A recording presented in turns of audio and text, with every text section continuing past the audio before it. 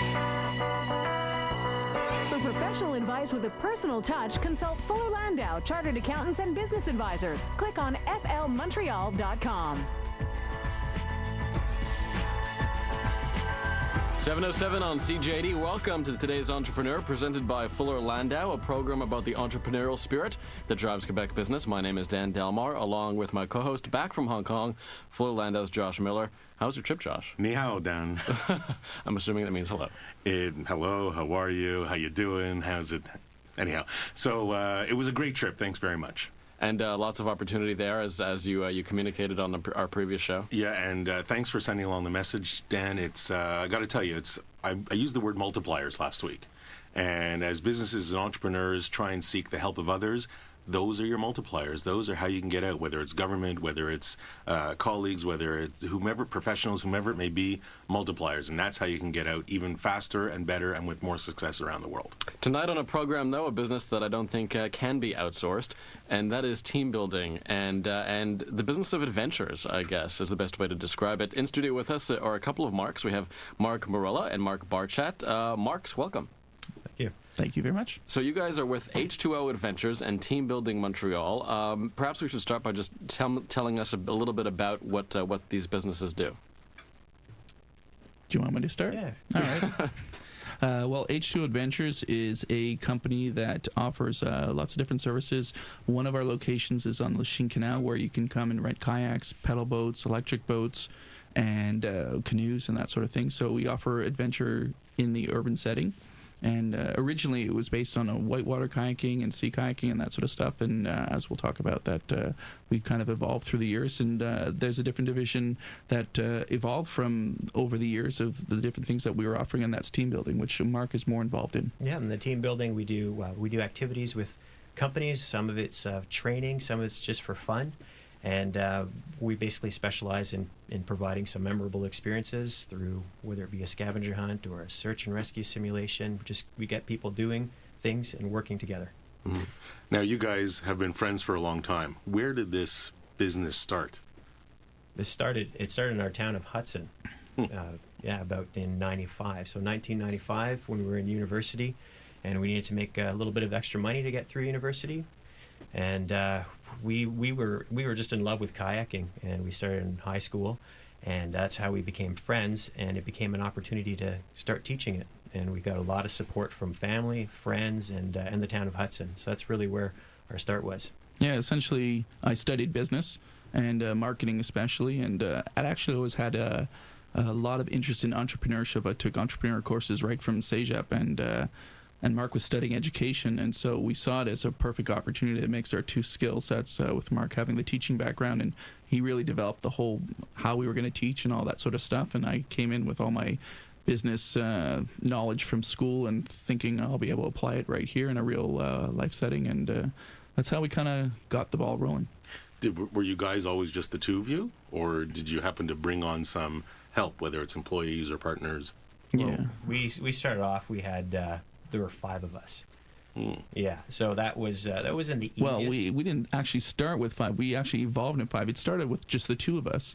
And then as a lot of small businesses, the case can be is that, other people come along and they have good ideas. And especially with us, we had a business that was very social. And so a lot of people saw our business and wanted to be involved some way. And then these people that were either girlfriends or roommates or just clients, they enjoyed the company so much and they became involved, and we made kind of like what is a very common, I think, small business mistake, which early on in the business, because it didn't have a lot of value, we were giving away shares in the business like, well, we can't pay you, so how about you take 1/5 of the company, and one day when we have money, you'll be able to score off the success of the whole company. But we learned really quickly that that's not the best way to remunerate each other, is through shares in the company. So we made some of those early mistakes. Was there a clear division of roles amongst the 4 or 5 of you, or was there a leader amongst?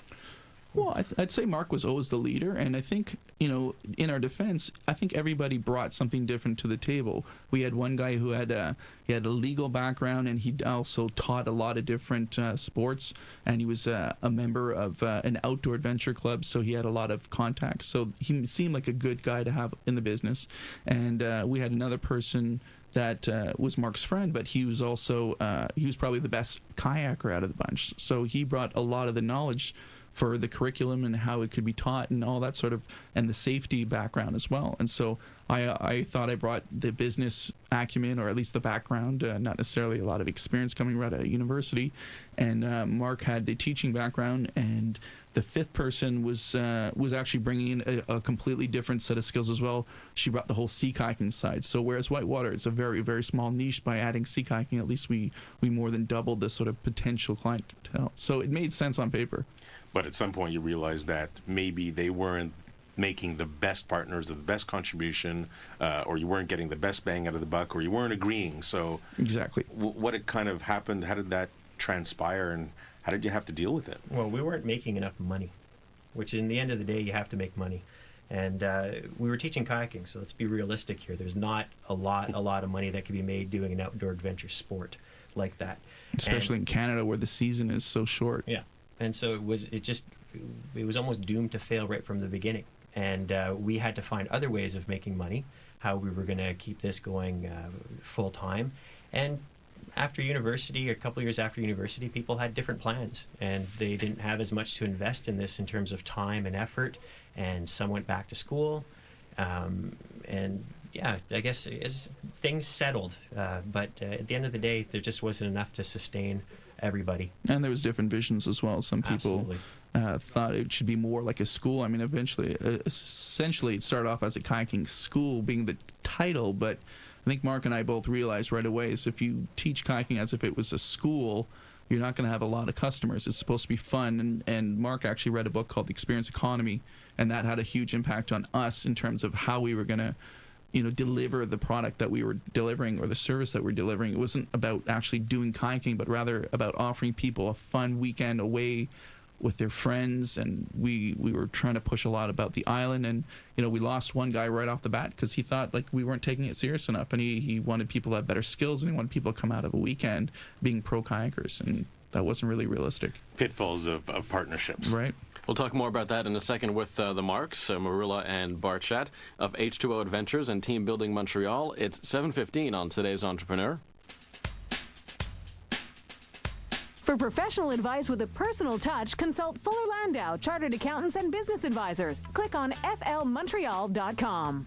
Inspiring stories from outstanding business people, Dan Delmar, along with Fuller Landau's Josh Miller for Today's Entrepreneur. And our guests this evening, Mark Marula and Mark Barchat from H2O Adventures and Team Building Montreal. Guys, you started the business, you were two friends, two partners, you grew to 5 partners, and now you're back down to 2. So obviously something happened along the way there. Can you go into a bit about what happened, I guess the rift that started between you and some of the other partners, and how important it is to have I guess a partnership agreement and sort of a clear outline on what everyone's responsibilities are? Okay, so a few years ago, it came to our attention that we weren't, as I mentioned before, we weren't making a lot of money, and it wasn't going to be able to sustain all of us over the long term, and we had to make some changes. And when it came time to make those changes, we started investigating a little bit more where we were as a company. And we started revealing a few things of that were going a little less well, such as the financials. And were you involved in the financials to begin with, or did you leave that to one of the partners? We left that to one of the partners. That was one of the partners' responsibilities. In the end of the day, it is a shared responsibility, and I'm certainly not trying to blame anybody on this. But we ended up owing a lot of money, and we were, I think, all said, we were about $75,000 in the hole. And this is when kayaking was bringing in. How much was it bringing in at the time? I don't even know. It was going to be enough to cover more than that, but it was gonna be difficult to pay that off in 1 year, let's say. Yeah, and things had to get serious. My wife was pregnant. Found out that was a big catalyst for me. When I talk about shock value, there it was amazing. But I realized we can't play businessman anymore. It's time to make money. Act appropriately and be responsible. I think that's a really good the part about playing businessman, and I think what happens a lot with small businesses start out of university and that sort of thing. I think we were able to sort of coast for a while on the idea that we don't have to make a lot of money. I think a lot of the partners were still living kind of the university lifestyle with 5 roommates, and had other jobs in the wintertime. Like personally, I was working full time, not even in Montreal, so I was only coming in on the weekends during the summertime. We had Mark, who was also teaching other activities in the wintertime. So it was almost like a hobby, and it wasn't really until that sort of breaking point came where we had to really decide it's make or break time. And one of the partners had left on his own accord. He just didn't agree with the direction that the company was going. And another partner had left. Same thing. She decided she was going back to school, and she was going to move on. So it was down to the 3 of us. And there was real money and real responsibility on the table. Yeah, and really we had to decide, where we're going to go from here. And the best decision was we decided to part ways. The other partner didn't really share the same vision that we did, and I think in a certain sense, being that Mark and I were the originals and we were friends, it kind of also probably made it kind of like us versus him scenario. And too many cooks definitely spoil the broth. It's hard enough getting the both of us to agree on something, let alone 3, 4, and 5 people. Being in debt, was it scary to part ways with other people who could have, I guess, supported you even just morally, just within your company? There was no problem parting ways. Not at all? Okay. We wanted to part ways. We wanted to assume more control, more responsibility, and we wanted to go for it. This is a dream that we've had, that we've shared. It's a passion that we have, and we want to continue. We could have crawled under a rock and hidden as well, and we chose not to do that. And I think in the end of the day, what we learned was, you can see a lot of synergies when you meet other people for business. But in the end of the day, if you don't have the same goals, if you don't have the same morals and the same values, then anytime the bleep hits the fan, you're going to realize that you're not going to want to do things the same way. And so even though these other people may have brought some important things to the business, we realized that we shared the same vision, and we were, a lot of times people say, don't go into business with your friends because it's going to ruin the friendship. And I think it's only because we are able to get beyond all the troubles through our friendship that we were able to hold on through the really difficult times. Because if we were just business partners, it would have been a lot easier to say, what, forget this. Let's just move on to other things. I've got a degree in this. I can move on to that. You've got a degree in that. You move on, and we could have just washed our hands of the whole thing. And partnerships. I mean, it's important to have healthy partnerships, healthy in terms of vision and healthy in terms of challenging each other. And I think that's something that entrepreneurs face, certainly partnerships face on a daily basis. More with the Marks in just a second. It's 7:23 on CJAD. For professional advice with a personal touch, consult Fuller Landau, Chartered Accountants and Business Advisors. Click on flmontreal.com. Welcome back to Today's Entrepreneur. Our guests this evening, Mark Kamarula and Mark Barchat from H2O Adventures and Team Building Montreal. And guys, you are partners for a while now, and we're talking about some of the struggles that people go through when they're in business partnerships. How are you guys today? I guess we know what your struggles were and how you came through it, but what are your roles today, and how do you divide up the labor, and do you ever overlap, and do you ever sort of step on each other's toes? Okay, I don't think we overlap too much. Mark Barchat looks more after the all the finance side of things, the back end stuff, and I'm more up front. I do a lot of the selling, program development, and the delivery of programs, and that's a really good division because I'm not as strong in the finance. I don't have very much of a passion for it, and Mark is amazing with numbers, so it's good. That's part of it. Yeah. But you still keep each other up to date on what your activities are. Yeah, every day. Yeah, I think when it came to be that I came in full time with the company, when we went through this whole division with the other partners, I had to make a decision. Okay, is this going to be, are we going to make it, or are we going to just tank the whole thing?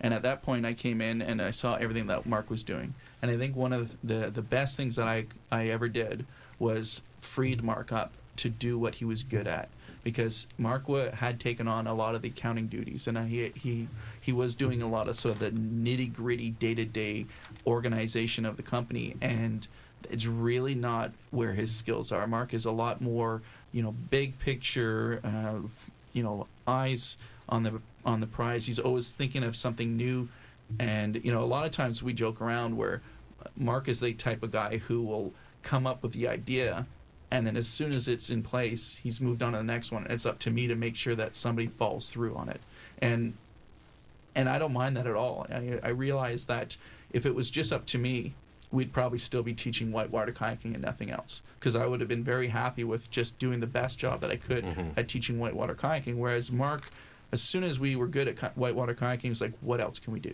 Let's do sea kayaking. Let's do canoeing. Let's do a kids camp. Let's do team building. Let's do all these other things.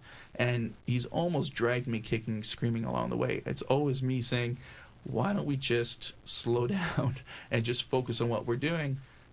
And that doesn't excite Mark. So as you're growing the business, I mean, you've mentioned a few revenue streams, a few different business ideas and services. How did you deal with that? How did you ramp up? And it sounds like you maybe don't offer as many today. So what was the reasoning behind the growth of those services? I think a big part of it is we started valuing our time a lot more. When we had all the time in the world, we could do anything. We could follow whatever we wanted to do multiple programs, different revenue streams, and it didn't really matter. But then as soon as kids came along, families, we weren't living as students anymore, then every minute started mattering more, and we had to see where we could do the most in the time that we had, and what we really loved to do. So focusing on what turned us on as entrepreneurs, and where we were able to make money, and spend the least amount, not the least amount of time in terms of us being lazy, but we value our free time as well, and that became really important and helped and shape some of the decisions that we've made. You actually did some analysis. You measured, what was the bang for the buck, or what was what bottom line effect of the different services, and pared down? Well, actually, let me answer this. You were throwing me flowers. I'll answer this. Mark loves stats. All right, like he could talk stats all day long, and that was a little draining at first. I'll admit it wasn't really my cup of tea, but I can't see we've got the last 8 years, all the numbers, everything we've done, and when we make decisions, we're making it based on real numbers, not just, I think this is where we're going, I think this is what is happening. He insisted we do a year-end, an annual report every year, which, talk about kicking and screaming. Like, for the first 5 years, I really didn't want to have much to do with it. That's gold to us. If we didn't have that, we wouldn't know how to get to where we want to go. So it's great to be visionary, innovative, and all that, but if you don't have the numbers to back it up, you could be lost.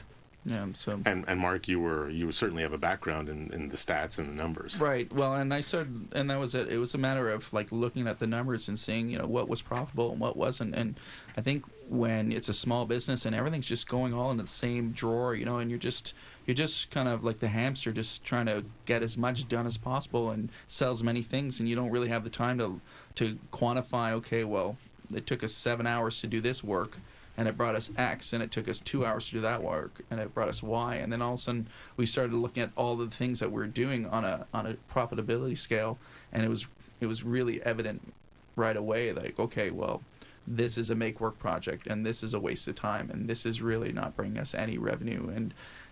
And that's the unfortunate thing about the outdoor adventure industry is it's a very small industry, and the difference between being profitable and going broke are very thin.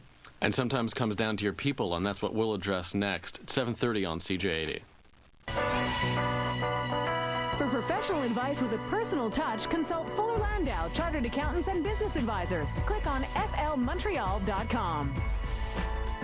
Welcome back to Today's Entrepreneur, presented by Fuller Landau, a program about the entrepreneurial spirit that drives Quebec business. My name is Dan Delmar, along with Josh Miller of Fuller Landau. And Josh are Mark's very interesting characters. We have Marula and Barchat from H2O Adventures and Team Building Montreal. And we're talking about your partnership, guys, and obviously a big part of your success is your people as well. A lot of sports, a lot of physical activity involved in this, so you have to have a lot of young people. Tell us about some of the perils of employing young whippersnappers, and what exactly have you encountered along the way? And I'm sure you must have some interesting stories about people who've worked for you guys. Yeah, well, there's definitely been a lot of people over the years, and one of the things when you're a small business, you can't pay as much as you can in a larger business, but what you can offer people is the ability to make a difference, and that's always been our big selling point. You have an idea, and we can implement it tomorrow. And so that's always been the carrot that we've been able to bring people in. But at the same time, you'll get people who working for a small business and the uncertainty of the whole thing and just the expectations. You can't just work 9 to 5 and do the bare minimum and expect that to go over very well. Like when it's a small business, everybody's got to do 150%, otherwise the company never gets anywhere. And so over the years, we've had some people who came in and it just wasn't a right fit. They had good background, they had good education, but the day-to-day stress of working for a small business, they realized after working for 6 months, it just wasn't for them. What's your management style with them? Are you more formal? Are you less formal? Or like how often do you meet with them? That's an excellent question, because I think one of the things that hit the home the most for me when I was in school was the whole business style and the whole management style, autocratic versus all the other ones. And I remember in my first couple of jobs, I always thought, I want to break the mold. I want to be that boss where you can be friends with your employees, and it doesn't have to be I'm the boss and do as I say and that sort of thing. And especially in our type of a business where we were hiring our friends, we were hiring our girlfriends, we were hiring our roommates. It really made for some difficult times when things weren't going well. It's great when everything's going great and everybody's having a good time and high fives, but when it comes down to people aren't happy with their salaries, or people not expecting more hours or less hours, or can't work one day, I'm sure you don't mind, I can't work, because we're buddy, and those sort of things, they come back and it doesn't work, and it causes a lot of friction. And so we kind of learned you can't hire your friends all the time. It's not gonna lead to the best practices. And do you find in a partnership some of the employees feed off of one mark versus another? Yeah. They try and play you against each other? We have the been two-headed monster. Who's the good mark and who's the bad mark? Yes, we have been called good mark and bad mark before. Definitely. And it really depends on the situation. Sometimes the people who work for me, they see me as the good mark, and Mark's the scary one because they don't see him that much. So when he comes in and he says anything, it's obviously because something's gone wrong, and vice versa. If I start coming in and involving myself with the people that Mark works more closely with, they realize that, oh boy, this is scary. This guy's he's coming down on us. So your style has changed over the years? Definitely. And as we've grown older, the difference between our age and our employees' ages has gotten bigger. At the beginning we were the same age, and now they're starting to put a decade on them, and we realized that you can be friendly without necessarily going out and getting loaded with your employees all the time. And what about key employees? I mean, is it just the two of you? Is there somebody that you can really rely upon when you're not around? Oh yeah, right now we've got Sam. We'll call him Sam. We'll call him Sam. Yeah, and his style is great. He works as if he's one of the owners, and that's somebody that's gold. You don't have to always explain why and go over things. We've been at it for 5 years, so there were definitely some growing pains and definitely some needing to have those conversations. But what differentiates him and some other employees that we've had, we've had some good ones in the past, is that they're, for lack of a better word, they're coachable. They're willing to take feedback and grow from it, but they also know that when they provide feedback that we're going to we'll listen. But it requires some trust and it requires some time. And if you've got that, it's amazing. It could make all the difference in an organization. How do you create an environment where you have people who really feel like they're stakeholders in the company? You've got to reinforce it. So one thing, first of all, you say it, and that's what brings them in. Helps bring them in. You help front load a lot of what we do. A lot more front loading now when we hire people. Like, this is what it's going to be like, and sometimes we try to undersell what it's like working for us, so that they're pleasantly surprised. So being transparent a little bit too. Yeah, you have to be very transparent what the expectations are, and then you're going to be tested on it. If you're going to say, yeah, we're going to be open to your feedback and you contributing to the success of this company, and they try to do it and you shoot them down, they're not going to try again. So you got to really decide how you want to run your company and then follow through with it, because you're going to get tested right away. Yeah, the guy that works with us right now, he's been with us for 5 years, and he's really worked his way through the ranks. And I think the beauty of that relationship is that he's seen the company grow, and he's matured over those years as well. Where we've had problems is bring in somebody for a specific job, and they didn't necessarily understand the culture of the business, and they didn't necessarily understand our interrelationship, because dealing with the two of us is also probably very difficult for the employees, because it is kind of like that two-headed monster where you've got two bosses. And so he's evolved in his position, and he went from just renting kayaks to become the manager of the kayak rental center, to today he's actually the project manager for the team building side. So he's seen all the different roles. He understands the business really, really well. And when you're in a small business setting, you need somebody who understands things. When we've tried to bring people just to be our marketing manager or our program coordinator who hadn't worked with us, they came in with a lot of expectations about what it would be like in terms of their work ethic, on thinking that 5 o'clock I'm out the door, see you later, not understanding, hey, if you don't do it, nobody's going to do it. It's not going to get done overnight. There's just you, me, and Mark. We've talked about kind of planning and vision and thinking ahead. We talked about a bunch of different revenue streams that entrepreneurs constantly have to reinvent themselves. We mentioned Team Building Montreal a lot. How did you get into that? Was that a planned venture? You guys saw it coming? You were trying to be ahead of the curve? It was a little bit of good luck and timing. And at the time, we had the resources. With those 5 partners, there was still a lot of skill in there. And we got our first call from a company that wanted us to do some sort of an adventure race with 100 people. And the reason we got a call is that we had been doing kayaking, and they thought, well, kayaking, they could do some adventure stuff. Let's give them a call. And we ended up getting this contract, and it was worth a bit of money for us. And we were actually thinking, how are we going to get through the summer teaching kayaking? And so the timing was really good. We did the program, loved it, and it was successful. And so it was an ability to tap into the education side of things, management.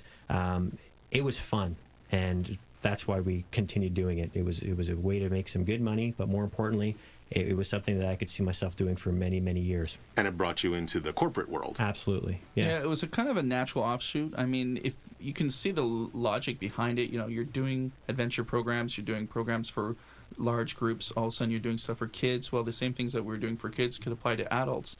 But what we realize in terms of the corporate side is that there's a lot less responsibility, in the sense that what we're doing with a kid is it's a higher level of supervision, it's overnight, it's food, accommodations and stuff. And the team building thing is similar, yet it's 3 or 4 hours and it's over with. And so from just a numbers perspective, I'm looking at the numbers and I'm seeing costs for X program, costs for Y program. Well, they're much lower when you're doing for adults than you are for kids. And so in a sense, it's unfortunate for the kids, because we had a really successful kids camp that we had. It was at 120% capacity, but we couldn't make money on it unless we got a government grant for paying for the summer students, which we didn't even know we would get until halfway through the summer. So we'd kind of run the whole thing all summer, hoping that we'd get the grant, and if we didn't, it would break even, and if we did, we'd make a small profit. And you can't run a business like that, and then you can't charge parents, $500 for a two-week kids camp, but realistically, that's what we would have had to charge for it to be worthwhile for us. And what about now that you're in the corporate world, what about from a marketing end? How do you get yourself out there? How do corporations know you, find you? Is there something active that you do? We've been very fortunate that we get word of mouth has been amazing for us. We're very successful with the companies we work with. They like what we do. We love what we do, and it shows. And so we have been getting referrals like that. But there's also a lot of efforts that happen behind the scenes. You don't just create a website magically, and that's more Mark's. Yeah, and that's maybe like one of the things that I always recommend to people who want to go into business is maybe before you start your own business, go out and gain some valuable experience outside of your own business. So if you make a mistake, it doesn't sink your company. And so my background was I actually worked in advertising, and I was working in an agency right at the beginning of e-commerce and web design and all that sort of stuff. So I was able to bring those skills into the company and learn on other people's experience before applying it to our own company. So we were really early on Google advertising and internet advertising, and Mark had the great idea in the Google age to call the company Team Building Montreal. and you type in team building in Montreal before there was any Google ads. It was just the Google search, and we were the first thing that would pop up. Since you guys quantify so much of your business and what you've done in the past, where does the majority of your business come from? Is it word of mouth or is it advertising? It's definitely through the website. I would Yeah, now it's changing. The website brings in a lot of phone calls, a lot of inquiries, and then after that, it's a matter of because there is some competition for what we do in Montreal and in Ottawa, Toronto, everywhere we do programs, and we have to make sure that we could demonstrate really early on in the relationship that we could deliver what the client is requesting. Yeah, and so like in the from the team building side, there's two different avenues. There's the direct business to business, and then there's through intermediaries like destination management companies, and so they become our conduits to a lot of other companies, and maintaining those relationships with them is essential to the business. So it's not really necessarily marketing as much as it is just relationship management. And I admire the fact that you've selected the marketing method. There's so many entrepreneurs out there that just aren't sure how to get the word out. Do they rely on word of mouth? Do they do online? Do they do something in the paper? Do they do something on radio? And some of them just blast everything and not measure it. But measuring it is really key, and knowing where to go is huge. So that I commend you guys. And that's why the stats guy was that's very where the quick stats guy comes to in. jump on the internet advertising. And we'll talk more about online marketing in a second. Stephanie Darwish from Fuller Landau will join us to talk about more of her top 10 tips for online marketing and for Google AdWords particularly, because that's a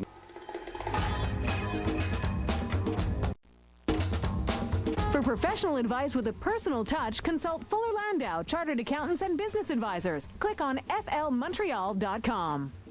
Inspiring stories from outstanding business people. Welcome back to today's entrepreneur, Dan Delmar and Josh Miller. We bring into the conversation Stephanie Darwish from Fuller Landau. Welcome back, Stephanie. Hi, nice to be here again. And we have the two Marks, of course, Marula and Barchat from H2O Adventures and Team Building Montreal. They use online marketing very effectively, Google AdWords. And last week, Stephanie, we're trying to get into this this concept of Google AdWords, which seems incredibly complicated, but you've tried to simplify it. And so you've offered us your top 10 tips for AdWords, and let's just sort of do a bit of a recap and continue on with the list, because I don't understand it, and maybe you can help. I hope I can help. I'm going to start from the top 10 all over again. We're going to pretend I didn't talk about them last week. So I guess the first one I want to start off with again is keyword research. And I think it's a top 10 tip because a lot of times when a business starts to use AdWords, they just type in every word under the sun. And yes, you're going to get a lot of clicks, but then you're also going to pay $1,000 million, and you're going to get a lot of unqualified leads. Bang for the buck won't be there. And we got that. That happened to us, definitely. So I'm of the mentality to start small and then expand your words. So a very refined list. And Google offers actually, I wanted to mention this last week, a lot of tools. So when I come up with a new campaign for us anyways, I start with one concept, and using all of Google's free tools, which are within the AdWords platform itself, really refined to find what I'm looking for in my budget, in my time period even. So that's number one. Number two, also keywords, organizing the keywords into groups and campaigns.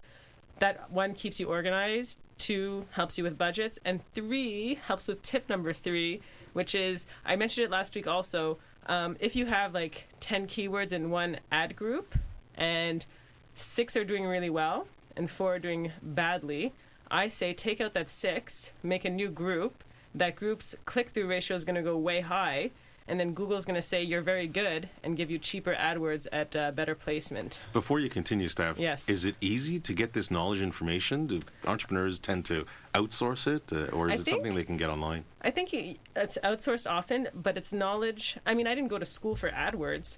I read about it. I learned about it probably as Mark has done too. A lot of trial and error, actually. And then a lot of research and finding out what other people have done and what has worked for them. Now, when you say keywords, are these words that you're purposely putting in text on your website in order to sort of generate hits? It's a bit, yes, because at the end of the day, you want it to match up. But your AdWord itself, the keyword, so say I'm selling shoes and I'm selling blue shoes. My AdWord and my keyword is blue shoes. In my AdWord itself, I want blue shoes. And then on my website, yes, I'd tell you that I mentioned blue shoes, but it's a bit separate, but at the end of the day, the same. Mm-hmm. Okay. Number 3? Number 4. Oh, we're at Number four. now. Okay. Number 4. And I mentioned this one last week too, but I think it's my favorite because it's such a good trick. I always bid on my company name. So I bid on Fuller Landau. I know you bid on Montreal Team Building because I checked. And the good point is, and I mentioned that last week, is that you have your hit for your AdWord, your hit for your Google Places, because you should register on Google Places, and then your hit for your website, so you have 3 places to click, not just the one. And then also, you're always going to have a very high click-through rate for that campaign, and then again, Google's going to reward you for having a high click-through rate with cheaper words at higher placement. So it improves it improves the bang for the buck, if you will. Exactly. And sometimes people are sneaky on their websites and they're trying to use your name. It kind of impedes that as well. Number 5. Number 5. We are getting through them today, split testing your ads. So for every campaign, I have 2 ads running, and I'm kind of in competition with myself. So if I'm selling again blue shoes, maybe I'll have an ad that says, buy the best blue shoes now, and then maybe I'll have another ad that says, blue shoes, get them here. And after, say, I don't know what time period, actually. There's a website that I use called splittester.com that tells me when it's okay to delete an ad. I'm seeing who gets me the best results. And then I delete the ad that isn't working, and I try and beat myself again. So it's a competition with myself. Are these tips or tricks, are they time-consuming to set up? No, I mean, it becomes part of your daily routine. I probably spend, now that I have an AdWords campaign up and running, I don't check every single day, but I probably spend about an hour and a half a week on them. It's a lot of setup, but once it's set up, it's maintenance. Yeah, as a small business who jumped on this bandwagon quite early in the process, it's remarkably not that difficult, and especially Google, they do everything they can to make it simple for you. So you start off very simply, and then it gives you little tips as you're going along. It'll say, hey, have you tried doing this? Have you tried doing that? We've noticed these things. Maybe you should try doing this. Yes, it's true. true. So it's really not, it sounds very hard, but it's really just about reading what's on the page in front of you. It's not any more complicated than that. And again, starting small. Yeah. We got to take a very quick break, but then we'll continue with the bottom 5 tips for Google AdWords and online marketing. That's coming up on today's Entrepreneur.